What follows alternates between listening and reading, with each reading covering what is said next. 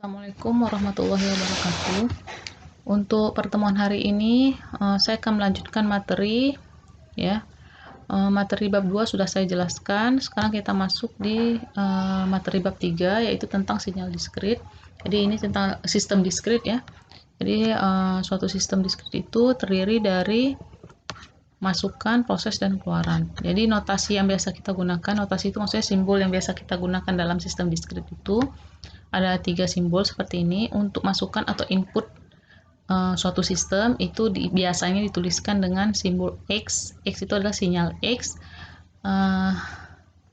dengan domain N ya. Domainnya adalah domain sampel ke.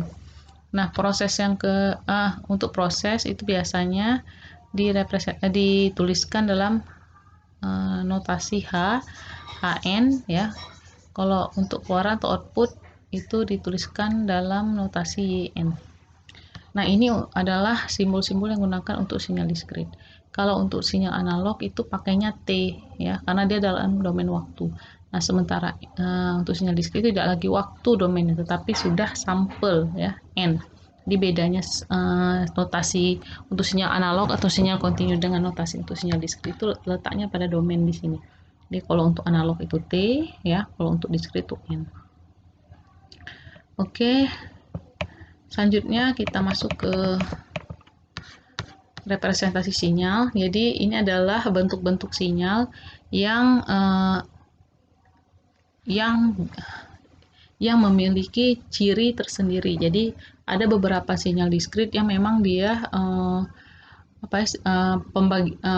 memiliki ciri yang sebagai pembeda sinyalnya dengan sinyal yang lain.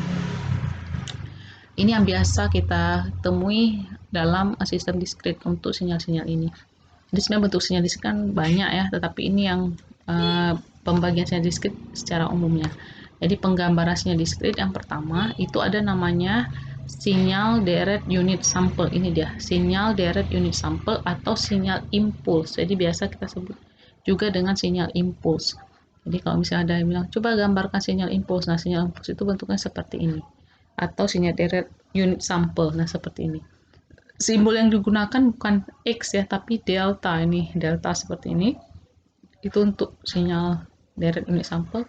Delta N tetap N, sumbu X-nya adalah N sama dengan 1. Ini 1. Di mana N sama dengan 0 di sini. N sama dengan 0.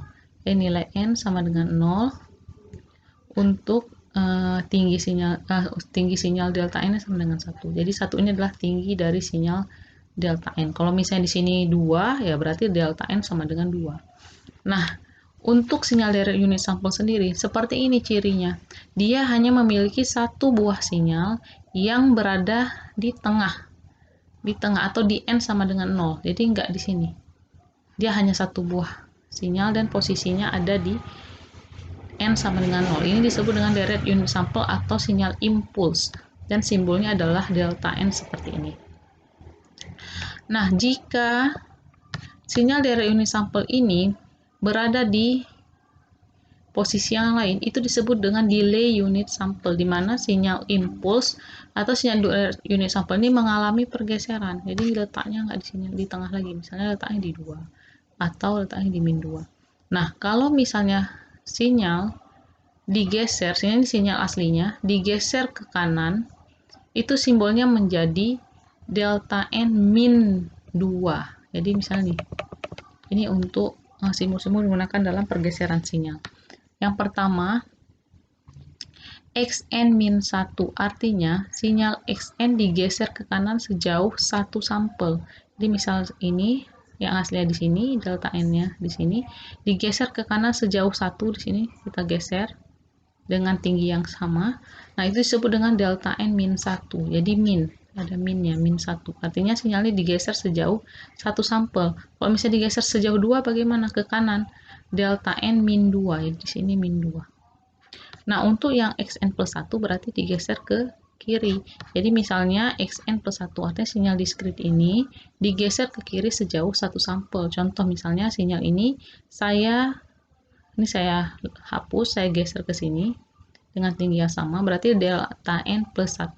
Kalau ini saya geser ke min 2, berarti delta N plus 2. Itu artinya terjadi pergeseran. Dan disebut dengan delay unit sample. Jadi ketika sinyal impuls atau sinyal unit sampel digeser, nah itu disebut dengan delay unit sample. Nah ini dia rumusnya. Delta N min K sama dengan 1 tingginya 1 ya. Itu defaultnya untuk sinyal impuls. Di mana N sama dengan K ini. Ini adalah pergeserannya. Jadi misalnya di sini 2, berarti sini nilai K-nya 2. Misalnya di sini digeser sejauh min 2, berarti di sini N min 2, artinya N plus 2. Bergeser sejauh minus 2 ke kiri. Nah, ini untuk pergeseran. Nah, ini yang ketiga bentuk dari deret sinyal discrete deret unit step.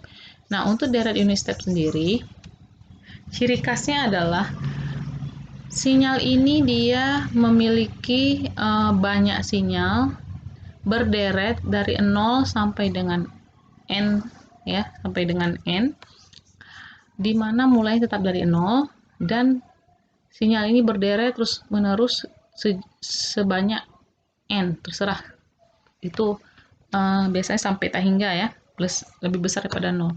Jadi tingginya 1 dan dia banyak sinyalnya sampai dengan N tak hingga. Nah, dan tingginya itu sama ya, nggak ada yang naik, ada yang turun. Nah, itu disebut dengan deret unit step, seperti pagar, tapi dia ada di bagian positif, tidak ada di bagian negatif. Nah, kalau misalnya dituliskan dalam rumus matematika, simbol dari deret unit step adalah UN. Jadi unit ya, unit step UN, sinyal UN disebut dengan sinyal UN. UN sama dengan 1 di nilai N lebih besar sama dengan 0. Nah, nih nilai N sama dengan lebih besar sama dengan 0, dia sinyalnya nilainya 1 semua tingginya.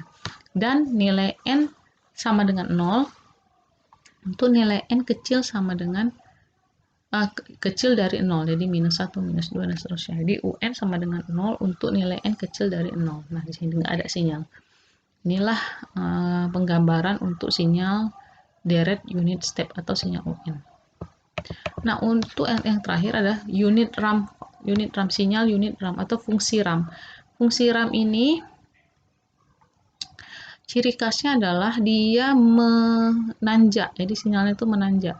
Semakin lama semakin tinggi, dengan selisih tanjakannya itu sama. Jadi dari 0 ke 1 itu selisihnya, misalnya di sini setengah ya, di sini setengah, misalnya di sini setengah. Nah, ini adalah sinyal unit ramp, jadi dia menanjak secara proporsional. Nah, untuk sinyal unit ramp sendiri itu simbol yang digunakan adalah R, jadi RN, sinyal RN, sinyal unit ramp. Nah, seperti ini ya. Untuk tinggi sinyalnya sendiri itu bisa kita tulis dalam rumus, misalnya 0,25. Jadi setiap naik dia selisihnya 0,25 tingginya, 0,25 N.